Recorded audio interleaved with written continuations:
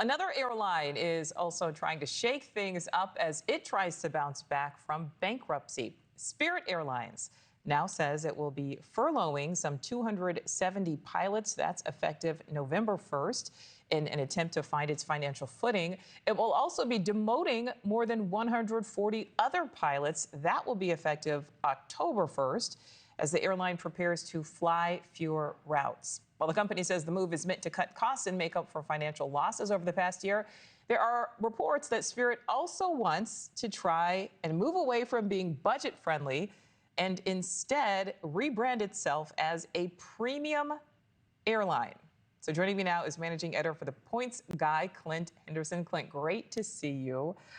So first of all, let's talk about these announced furloughs and demotions that are set to go into effect later this fall. How unusual are moves like that? Because it seems pretty dramatic, but we're also talking about a cash-strapped airline. Yeah, and actually, this is the third furlough since September of last year. So there's been a round of layoffs. There's been a sort of a round of route cuts, and Spirit's in trouble. The low-cost, ultra-low-cost carrier model is dead, and that's why you're seeing these moves from Southwest and from Spirit. Everyone wants a piece of that premium market share now, and the low-cost model is just in severe trouble right now. All right, so Clint, the company, you're talking about the low-cost model is in severe trouble. The company is announcing these plans to rebrand itself as a premium airline. My question for you, based on its history, based on its reputation as being a very, budget-friendly brand, how difficult is that transition going to be? I mean, it's not easy because you have to think like they're trying to compete with Delta, American, United.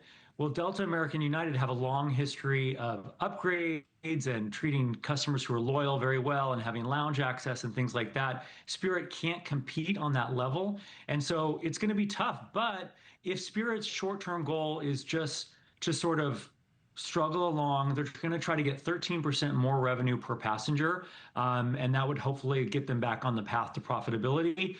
There's also a possibility they could be acquired at some point, so I'm hopeful that this is going to be good for Spirit. I mean, it's interesting, they're going to have 7 rows of extra legroom seats. They've had their big upfront first class, essentially like a domestic first class seat for a while, and they've been trying to do like a European style business class with a blocked middle seat, but now they're going to have actually extra legroom. So we'll see what this does for them. I mean, it's still a viable option, but I priced tickets and they want the same price you're going to pay at American or Delta for seats between New York and Miami, for example. So I don't know. I wouldn't choose Spirit over American or Delta on these routes. Yeah, that's what I was thinking about, like how difficult it's just going to be to get people to change their minds. So Clint, as you know, Spirit rejected that more than $2 billion merger bid that was coming from Frontier. Based on everything you know, do you think that was a smart move in the long run? Maybe it's not over till it's over. Maybe we could see another offer at some point. JetBlue was trying to take over Spirit. That was blocked by the DOJ. But I think that was under the Biden administration. We've got a much more merger-friendly administration now. So we could see a merger or acquisition. I think that probably would make sense for some of these low-cost carriers.